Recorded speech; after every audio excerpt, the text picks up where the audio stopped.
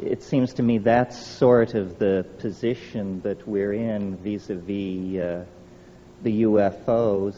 We have no real theory. We have conjectures. We have fiercely defended hypotheses, but we have very little that is concrete to go on. It's almost as though the issue of the UFO were an onion, and as we peel the layers of the onion, we discover when we get to the center that there is nothing there whatsoever left.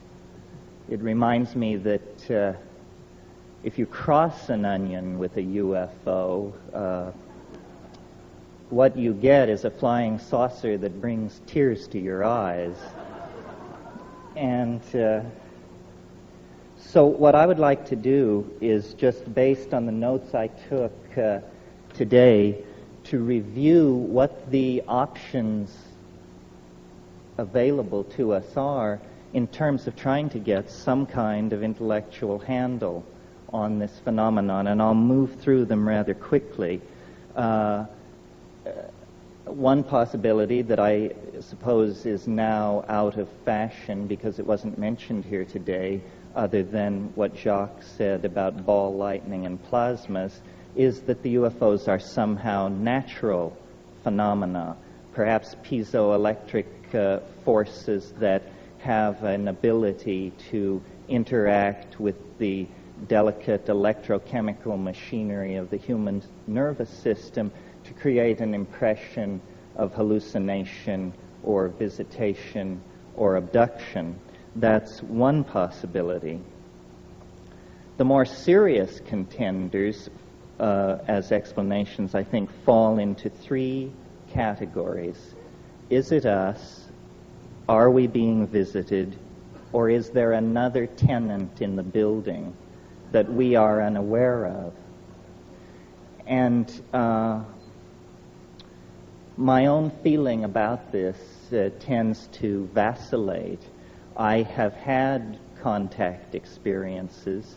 I have seen a UFO very close. I have met with entities from other dimensions, and it has not impelled me to take a strong position. I've paid very close attention when these experiences were happening to me, and there always seem to be loose ends that argue against whatever hypothesis seems currently most attractive. And though Jacques didn't mention it today, I recall in his book, The Invisible College, he stressed the absurdity that seems to attend the contact experience, that if the contactee will truly tell the unvarnished truth, then there will be elements in the story which will make the contactee look like a moron. In other words, the invalidation of the experience is an inimical part of its structure, almost as though the entities were saying, well, you may tell this story if you wish, but if you tell it truthfully, you'll be taken for a fool. Well, there's nothing wrong with being taken for a fool, except that it does seal the phenomenon rather nicely away from the very sober ladies and gentlemen who are making their careers in some branch of science. They are not interested in investigating the kinky, the anecdotal, the possibly pathological. In preparation for this conference, I reread Carl Jung's book, published in 1954, called Flying Saucers, A Modern Myth of Things Seen in the Sky. And to my mind, no one has really gone beyond Jung. He understood very clearly that saying that something is a denizen of the psychic realm no way precludes its also having efficacious force in the physical realm through the phenomenon which he called synchronicity. some of the points which Jacques made today about the nature of the medical examinations that are reported. They are absurd. They are unnecessary to be performed at our level of technology, let alone any future, more advanced level that we might be asked to believe in. So if the UFO phenomenon is something that is coming from us, then what is it, and what is it for? And I've given a good deal of thought to this question over the years because I tend to lean toward the notion that the UFO problem, like many subtle problems, is haunted by our own naivete concerning language. If I were to randomly choose, and don't worry, I shan't, 5 of you to come up here, and each one of you would have 40 seconds to explain to the rest of us what an atom is, it would be preposterous. None of us know. I doubt there's a person in this room who can give an account of the atom that tallies with the quote-unquote orthodox description of the atom. So there is a curious fuzziness about the most mundane parts of reality when we really attempt to magnify and understand them in the clear light of consciousness. How much more ambiguity there is then, naturally, attendant upon the examination of any kind of phenomena which are rare or tend to be fringy. So it isn't a matter of achieving consensus over the UFO. We can't even achieve consensus about what constitutes a decent souffle. So this passionate desire to drag us all under the umbrella of a single explanation is, I think, missing the point. To my mind, if the UFO phenomena is something arising out of the superego of the human psychic organization, then we should ask why. What is it doing? And I don't want to sound like a public relations agent for Jacques Vallée, but to my mind, with the exception of Jung, Jacques is the only commentator on the phenomenon who has really pushed the frontier back. To my mind, in The Invisible College, when Vallée says, in looking at the effect, not asking the question, what is it, but what does it do, you very quickly see what the flying saucers are doing. What they are doing is eroding faith in science. They are an antidote to the scientific paradigm that has evolved over the past 400 years and which has led us to the brink of global catastrophe.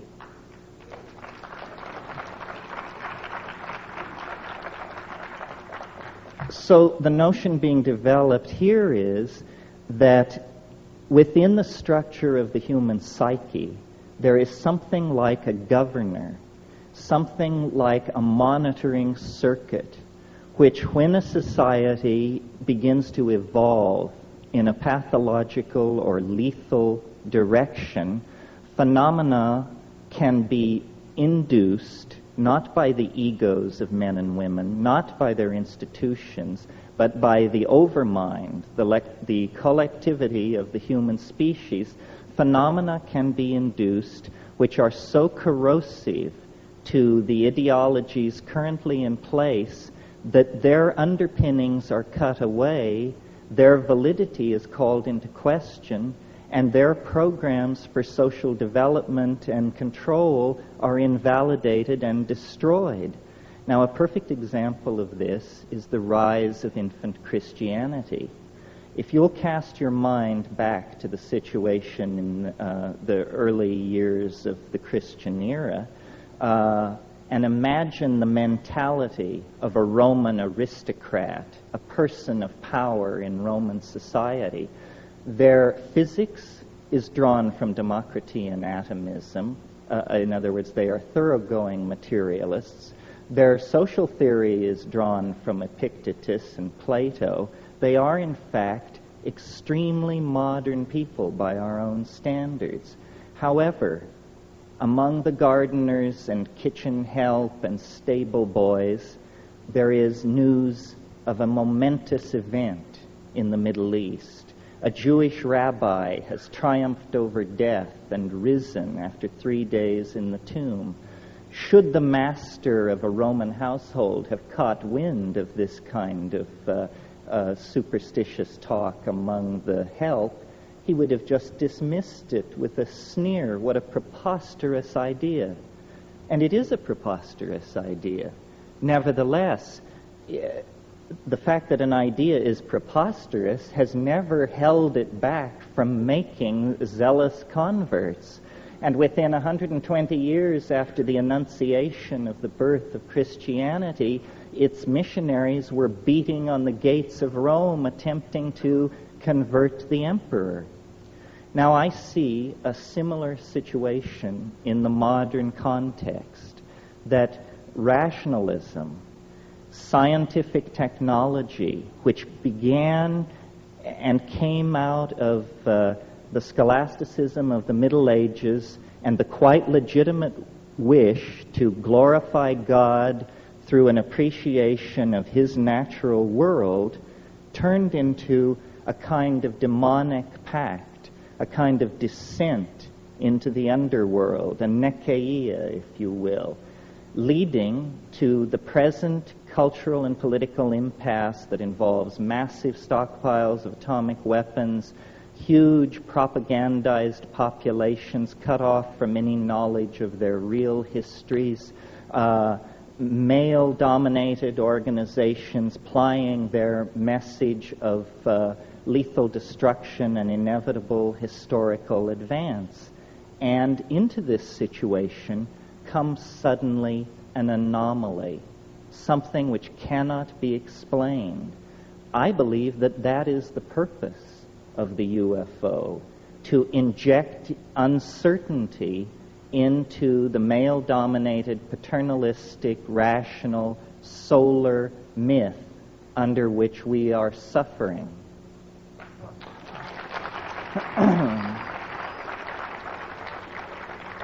So, I suppose if you had to categorize this point of view, you would say I'm taking a depth psychological, psychoanalytic point of view.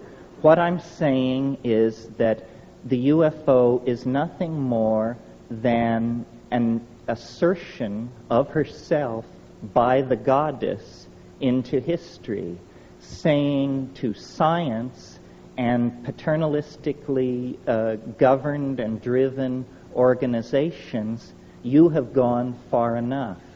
We are going to turn the world upside down.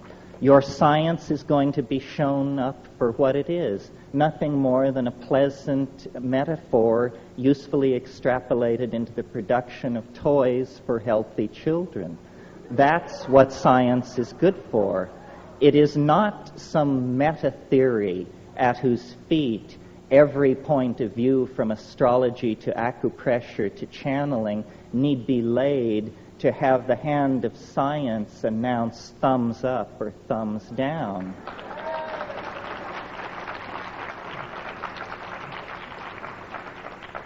Now, there is another possibility which can be dovetailed into the first.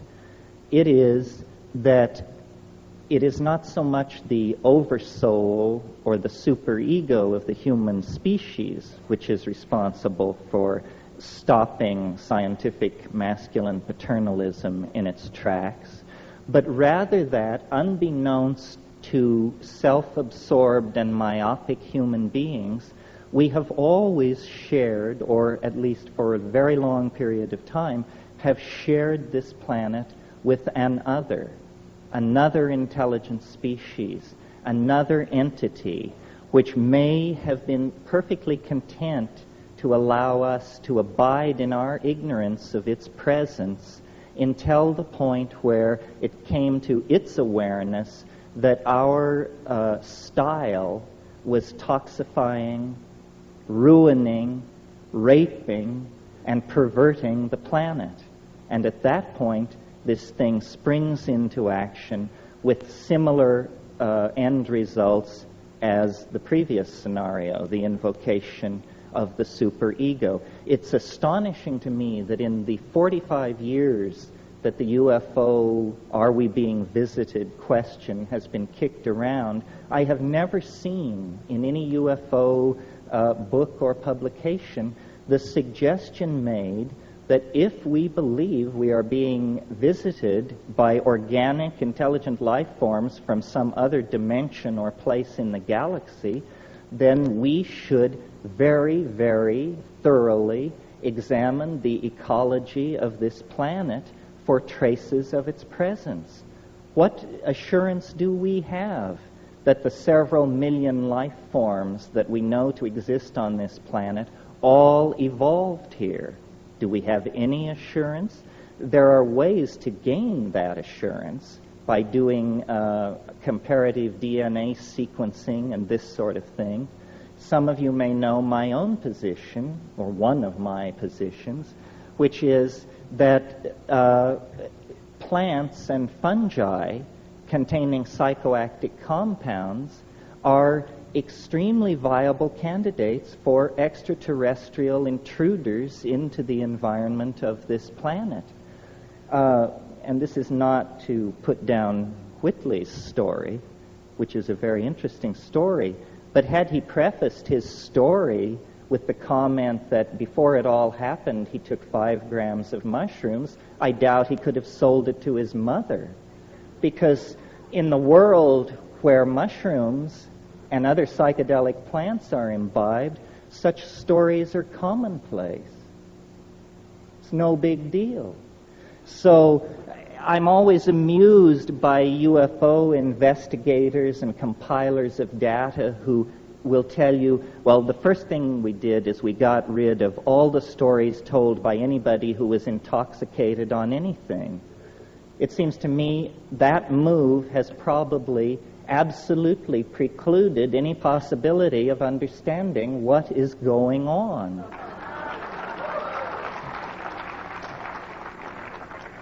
You see, culture is something that we wear like clothes.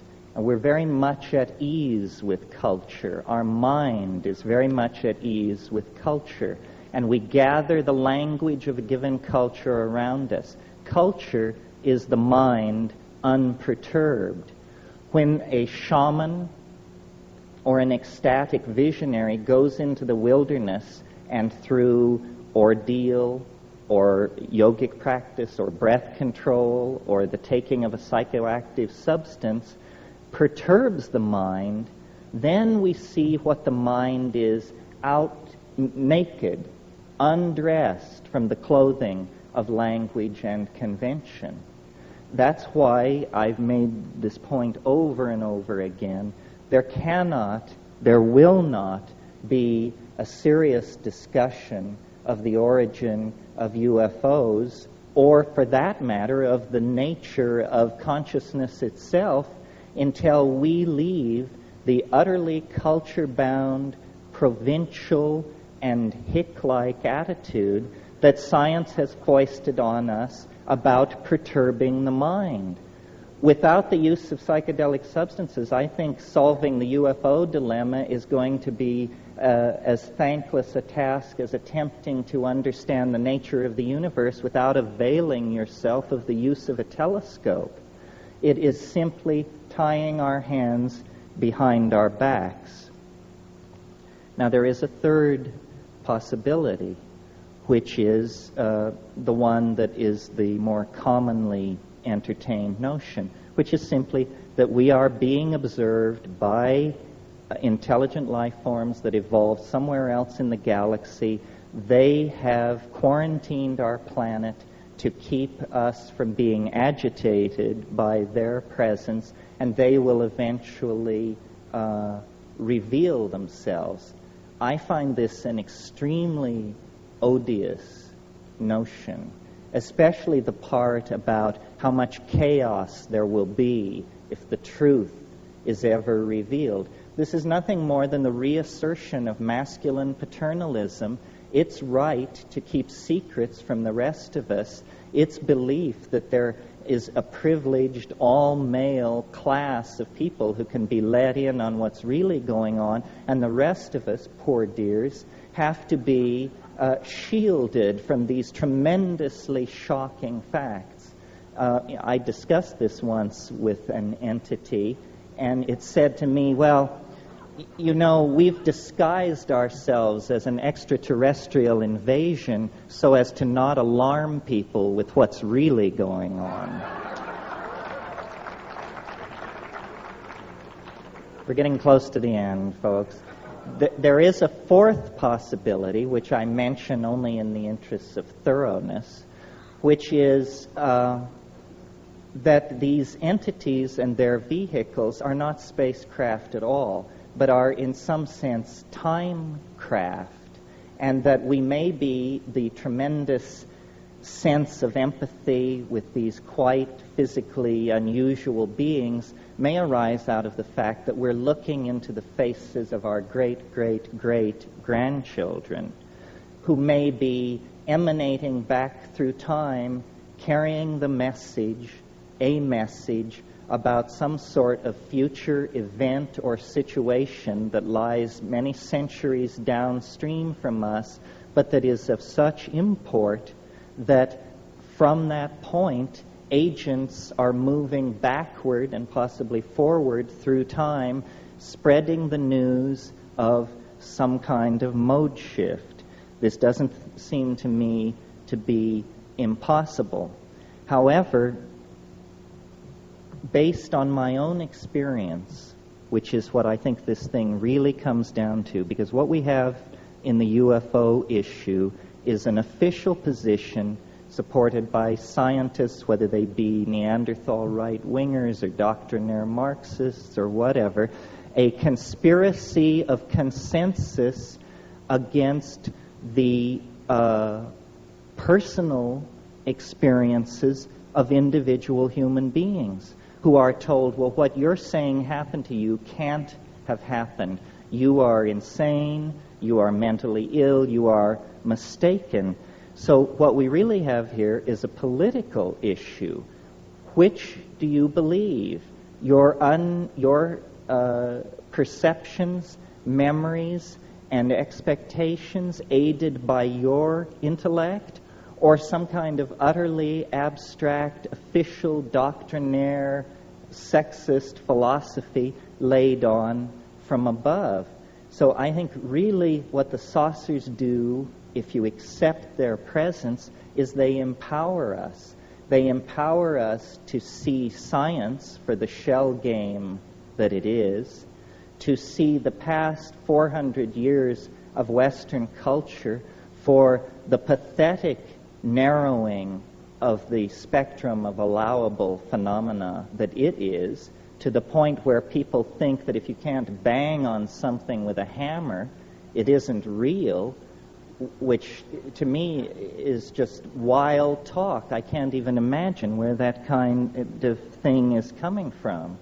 So I think, and I'll just leave you with this final thought, that in lieu of the repression, and it is a repression throughout this century, of legitimately available ways of exploring the modalities of consciousness, and by that I mean psychoactive compounds, the repression of those compounds and their use by science has created a neurotic energy dynamic in the mass psyche, and the mass psyche has begun to hallucinate because the destiny of human beings is to live in the imagination in the hands of the goddess.